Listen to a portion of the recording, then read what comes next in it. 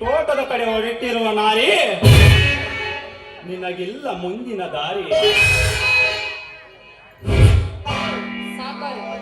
ಯಾಕೆ ಈ ರೀತಿ ಮಾತಾಡ್ತಾ ಇದ್ರಲ್ಲ? ಆ ಮೈಯಲ್ಲಿ ಹುಷಾರಿಲ್ವಾ? ಮೈಯಾಗೇನೋ ಹುಷಾರೈತೆ ಅಮ್ಮಣಿ, ಆದ್ರೆ ಮನಸ್ಸಿನಾಗೆ ಒಂಥರ ಅಂಬಲಿಕೆ ಎತ್ತೈತೆ. ಅದು ವಾಸಿ ಆಗಬೇಕಂದ್ರೆ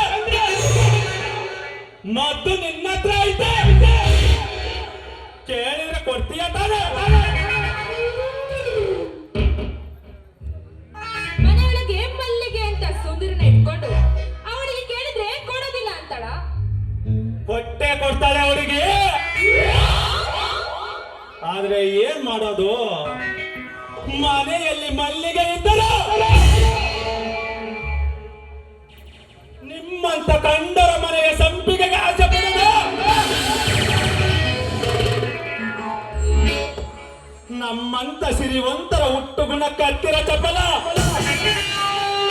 ಅದನ್ನ ಬಿಟ್ಬಿಡಕ್ಕಾಗತ್ತಾ? ನಿಮ್ಮಂತರ ಸಿರಿವಂತರ ಮಾತು ಕೇಳುವಂತ ಹೆಣ್ಣು ನಾನಲ್ಲ.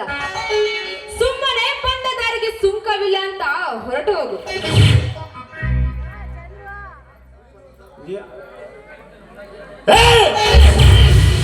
ನೀನು ಸರ್ಪನ ರಾಗ, ಶಸ್ತ್ರನಾಗು. ಯಾರು ಇಲ್ಲದ ಈ ಪ್ರಶಾಂತ ಸ್ಥಳದಲ್ಲಿ ಏನಾದರೂ ನನಗೆ ಚೆನ್ನವೇ.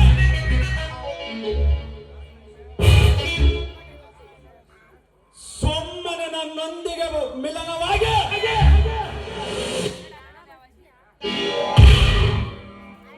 ಸುರಿಸುವೆ ಅಡಿಯಿಂದ ಮುಡಿವರೆಗುತ್ತಿಲ್ಲ.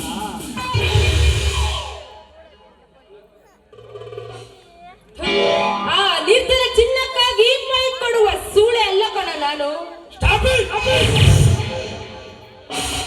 ಸೂಳೆ ಅಲ್ಲದ ನೀನೇನು ಮಹಾಗರತಿ ಗೌರವ.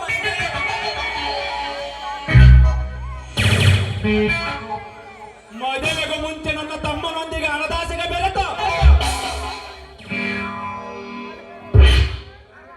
ಕೊನೆಗೊಂದು ದಿನ ಅವನಿಗೆ ಕೈಕೊಟ್ಟು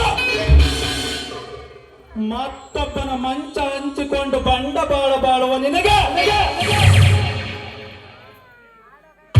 ಎಷ್ಟು ಜನ ಮಿಂಡರ ಅದು ಯಾರಿಗೆ ಗೊತ್ತು?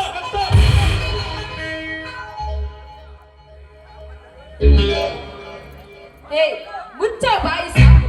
ಬಾಯಿಗೆ ಅಂತ ಬಾಯಿಗೆ ಬಂದಾಗೆ ಮಾತನಾಡಿದ್ರೆ ನಿನ್ನ ನಾಲಿಗೆಯನ್ನು ಕತ್ತರಿಸಿ ಹಾಕ್ಬೇಕಾಗುತ್ತೆ ಕಣೋ. ಎಚ್ಚರ. ನಿನಗೆ ಅಕ್ಕ ತಂಗಿಯರು ಯಾರು ಇಲ್ವಾ? ಅಕ್ಕ ತಂಗಿ,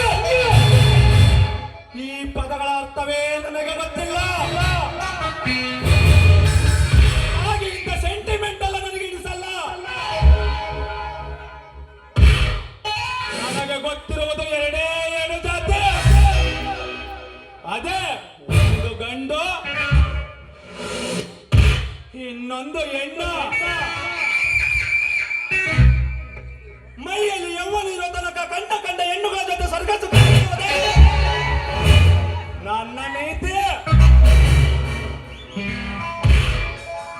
ಹೇ ಸಿಂಧು, ಮಾನವರಾಗಿ ಹುಟ್ಟಿದ ನಾವು ಮರು ಜನ್ಮದಲ್ಲಿ ಮಾನವರಾಗಿ ಹುಟ್ಟುತ್ತೇವೆ ಅನ್ನೋದಕ್ಕೆ ಏನ ಗ್ಯಾರಂಟಿ? ಅದಕ್ಕೋಸ್ಕರ ಇಲ್ಲಿರುವ ತನಕ ಒಂದು ಹೆಣ್ಣು ಅದೆಷ್ಟೋ ಗಂಡುಗಳ ಜೊತೆ, ಅದೇ ಗಂಡು ಅದೆಷ್ಟೋ ಹೆಣ್ಣುಗಳ ಜೊತೆ ಕಾಮ ಸುಖ ತಿಂದುಂಡು ಸಾಯುತ್ತ. ಇದೇ ನೋಡು ನನ್ನ ಸಿದ್ಧಾಂತ.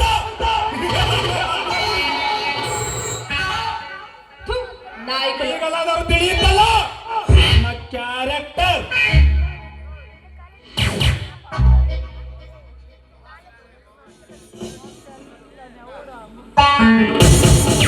ಬಾ ಸುಂದರಿ, ಈ ನಿನ್ನ ಸುಂದರವಾದ ಮೈ ಕಾಂತಿಯನ್ನು ನೋಡಿ ನಾವು ಹುಚ್ಚನಾಗಿರುವೆ. ಬಾಬು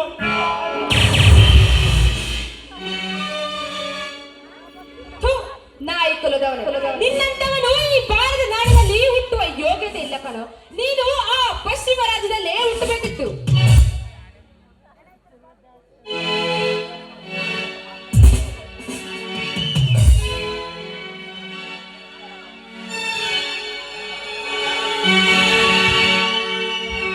ಬಟಸಾರ